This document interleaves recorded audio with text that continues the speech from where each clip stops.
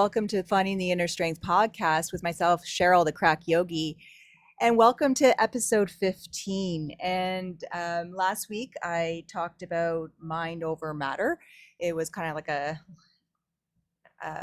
update on how I've progressed with having that connection on how my mental health is doing, if it's like tapped into how I'm taking care of myself physically, maybe there's a hormone or emotional thing going on, and just where I was compared to even a few years ago to now. Today's episode is going to be basically what or who inspires me or you. And it was kind of like the other day when I was like, okay, what am I going to talk about this week? And I was talking to my husband, Ken, and I was like, I don't know. I have to find something to inspire me, or I don't know what to talk about. And he's like, well, why not just talk about what inspires you? And I was like, oh, okay. Well, wow, that's kind of smart.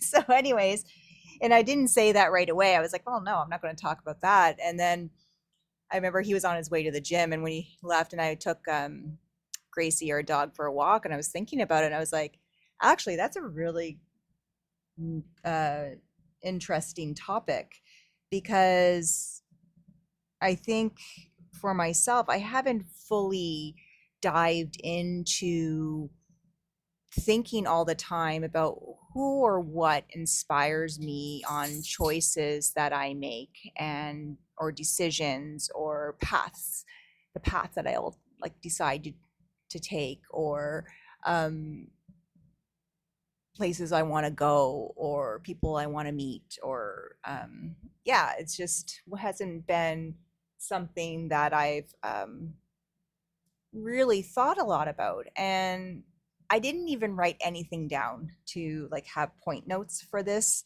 today. I just wanted to see what comes to mind while I'm thinking about it. And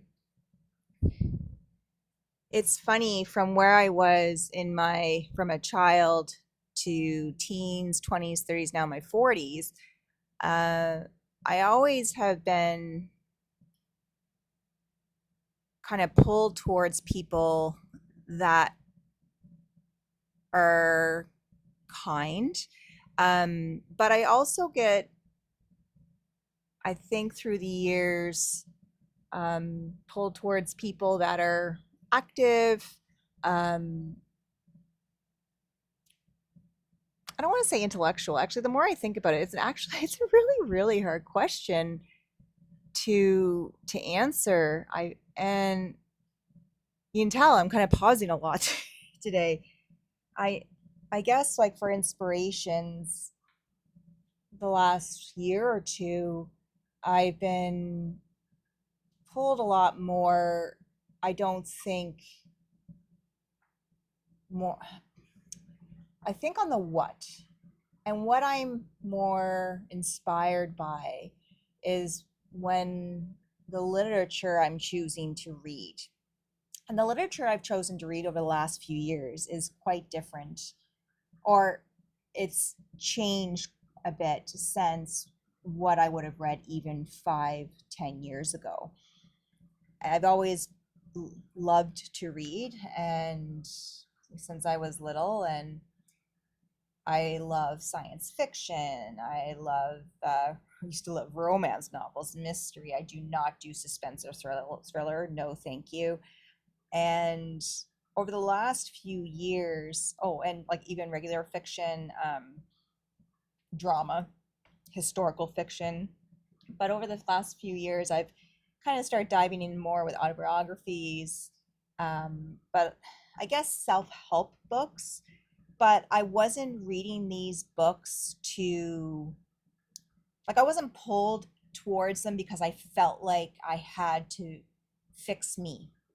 One of the books that I absolutely love was called Magic to Surrender. And Magic, now see, now I'm going to look it up because I'm having a brain fart. Magic to Surrender. And it is by Kurt Blackson. Yes, The Magic of Surrender. And I came across his name and his book on a podcast I was listening to a year or two ago. And it just seemed like quite an inspirational story. And I never heard of him before this podcast. And I'm pretty sure I heard it on Stop Chasing Pain with Dr. Perry Nicholson. And Kute Blackson was just what he talked about on basically the magic of surrender is basically finding the courage to let go. So letting go of things that hold you in the past.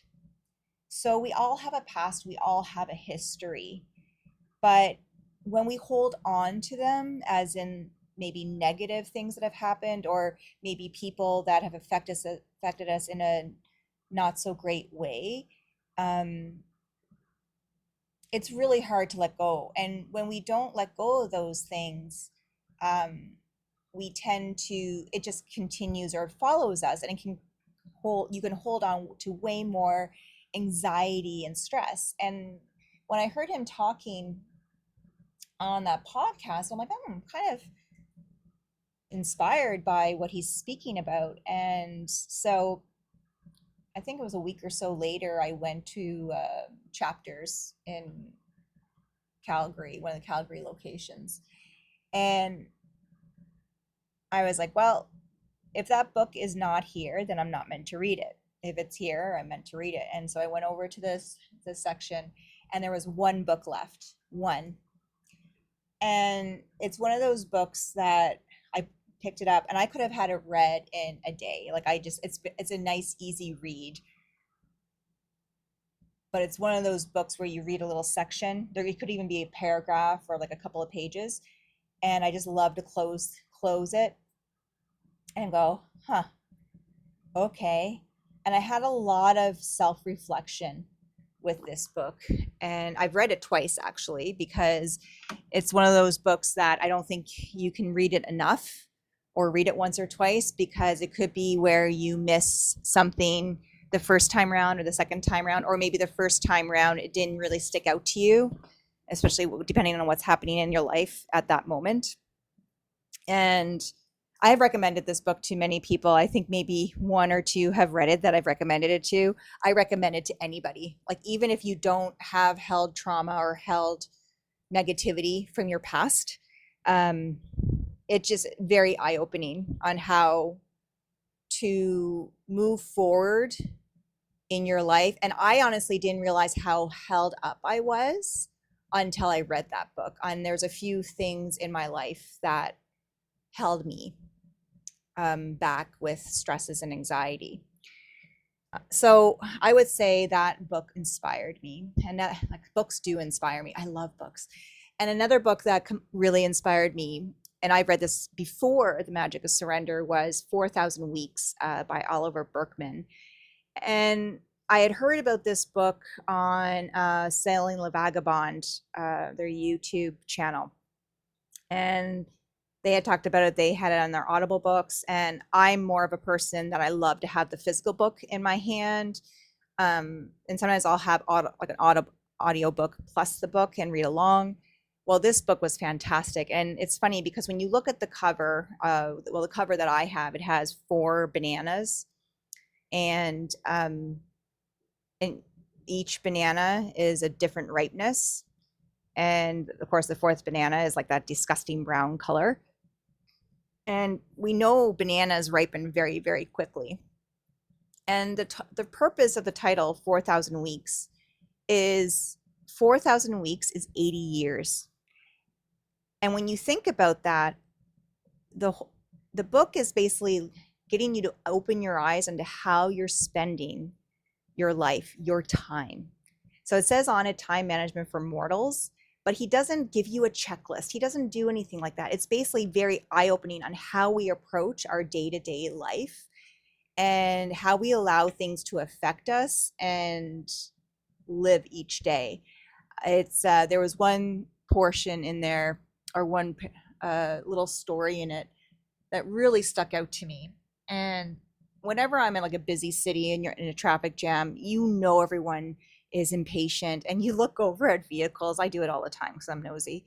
And people just like usually look miserable, not even a smile on their face, and they're getting irritated. And then you look at the people that are trying to speed through and just completely oblivious to the honor and the blessing to be sitting there breathing and healthy and alive. And so he took this, it was a story from a friend of his, an experience that his friend had lost another friend who had cancer. And it was basically whenever they would get stuck in traffic, they would just sit and smile and be happy with what they had. They're basically the blessing of having that time, even if it's 10 to 20 minutes extra, just to sit and breathe and reflect, not to get angry, not to get frustrated. Like, and I'm not saying we can't have those moments, but it's yeah, it's just, it was such an inspirational read.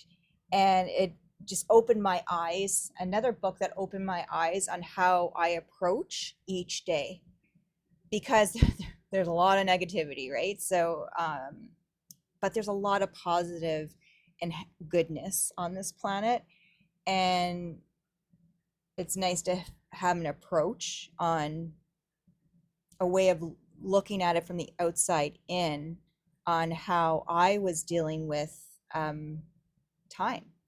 And 4,000 weeks isn't a lot. And it's funny, when I was 40, I was at the halfway point, and I'm 46 now, almost 47. And it doesn't sound like a lot when you put it in perspective, because the average age of life expectancy is 80. That's why he put the title 4,000 weeks. So, yes, books truly, truly inspire me.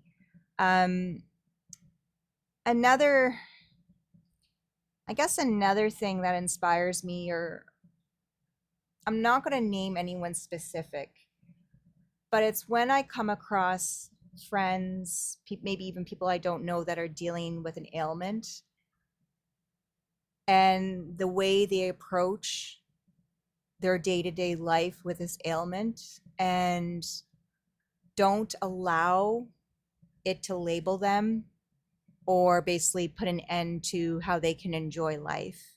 And I know quite a few people, and have known quite a few people, that I look at what cards have been dealt to them, but they don't allow those cards to stack up against them.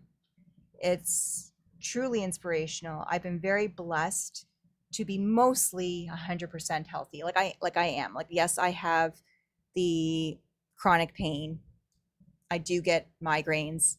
But other than that, I am a fairly very healthy person.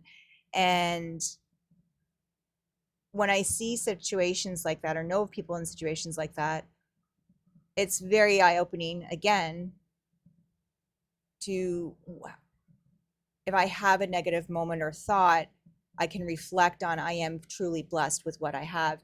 And it's funny, my husband and I had a talk the other day on our whole life together, and no regrets. Like, our life isn't perfect, but we have no regrets. We are super proud of our kids. We're super proud of each other. We truly love each other. And I feel completely blessed, and blessed to have this partner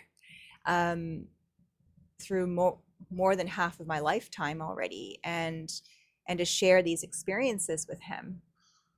So it's, yeah, so far books have inspired me. People that have been dealt a deck of cards that a lot of us wouldn't want to have, but the way they approach it in a positive way is very inspirational to me. It's, I guess, it's funny, I would never think that talking about inspiration, or who or what inspires me, would be very difficult. And I do find it difficult. I don't know why. Like, I take each day as it comes, and I'm a very empathetic person. I know that. I suck in every source of energy around me. And when I see strong kind, compassionate people, that's also an inspiration to me. It's very hard as human beings not to judge and not to be negative. Unfortunately, that is true.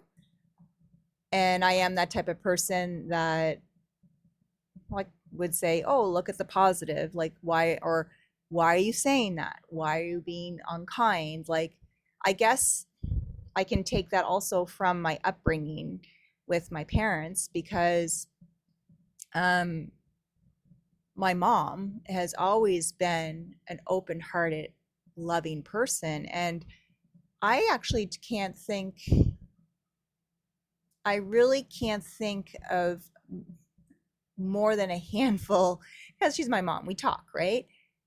But she never says a lot of negative things. She's just very open-hearted, kind towards people. She's that person when her and dad travel down to Arizona for the winter and she gets to know people in their community, she brings them baked goods, and or she knows someone's sick, she brings them over a meal.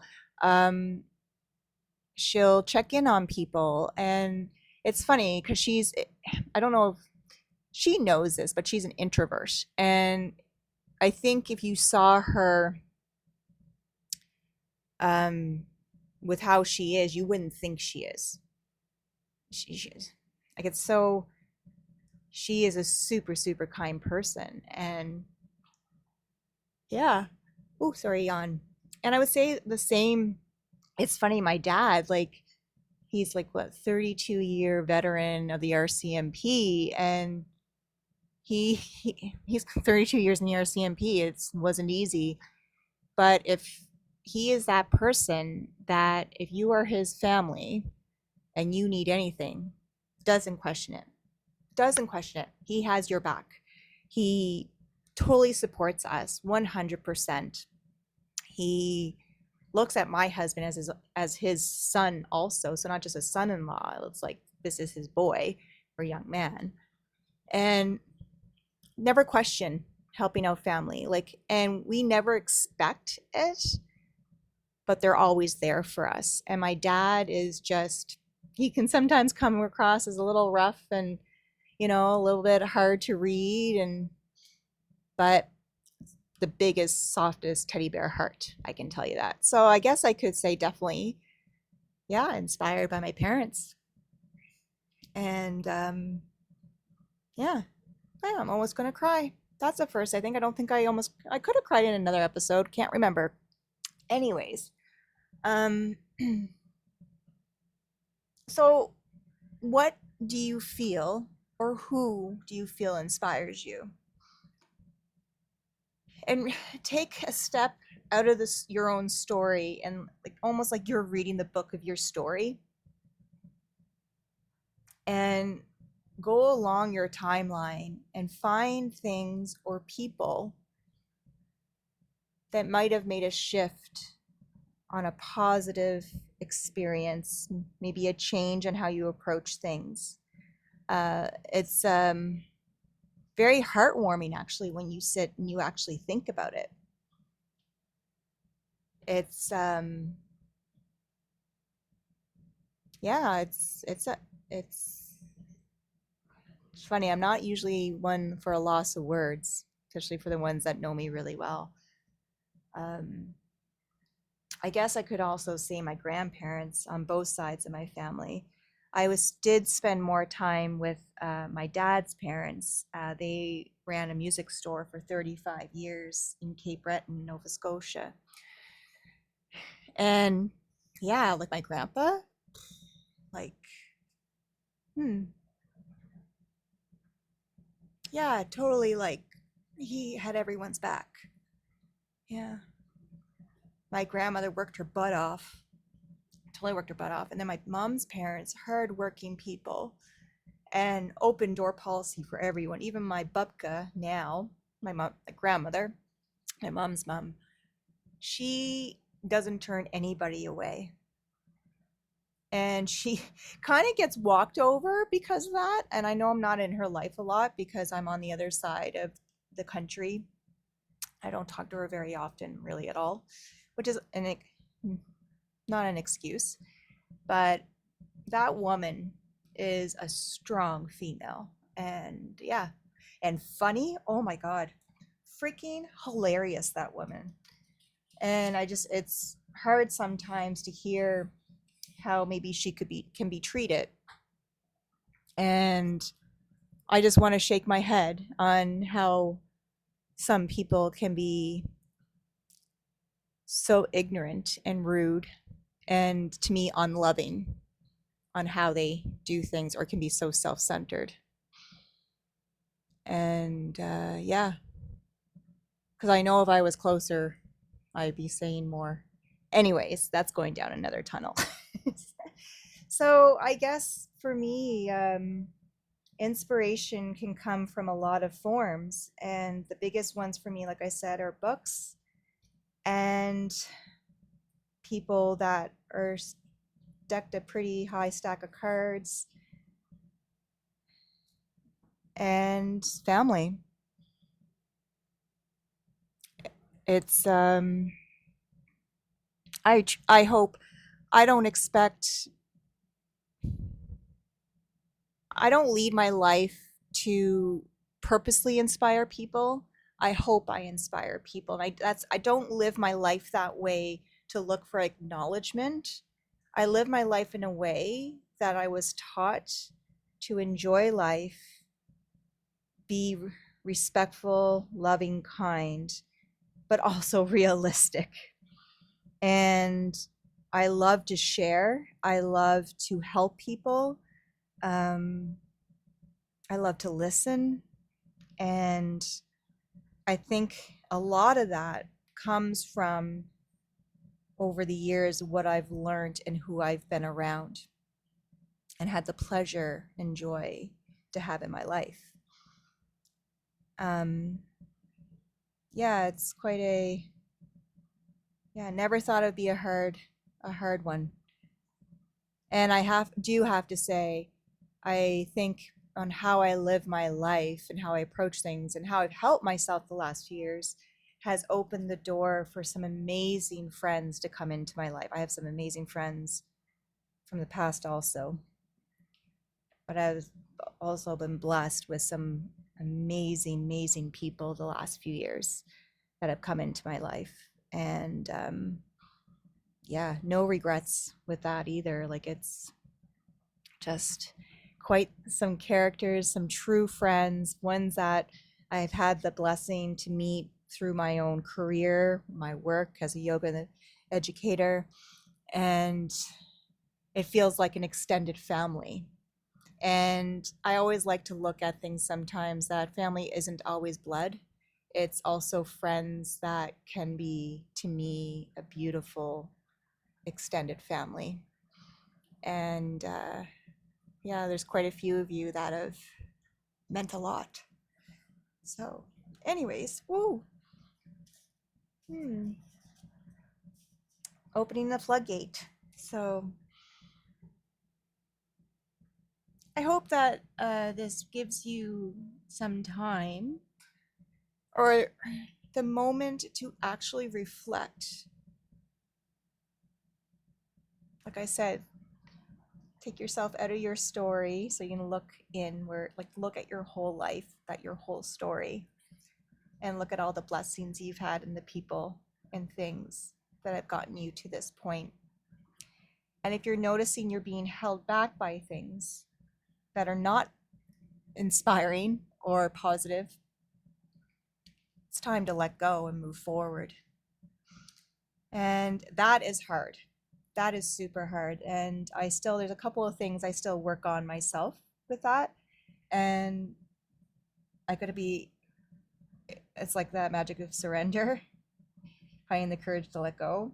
And I usually have that courage, but other times it kind of tanks. Like, it always, like, there'll be a day that these things might creep up, but that's okay because I'm able to recognize that now, take that information that I've learned, and move forward from a lot of people that have inspired me, that I have good in my life and good connections. So that's all I have to say about today. I've had a few tears today. I was not expecting that. Holy moly's, peeps. So I hope this kind of gave you something to reflect on. I would love to hear any feedback actually, because I didn't realize how hard it would be to discuss this. It was super hard, and but super thankful that I was able to actually take the time and think about it. So, anyways, until next time, thank you so much for joining me. Have a great day, fantastic week and month. Be kind to yourself and others. And next one, episode 16. Have a great one, everyone.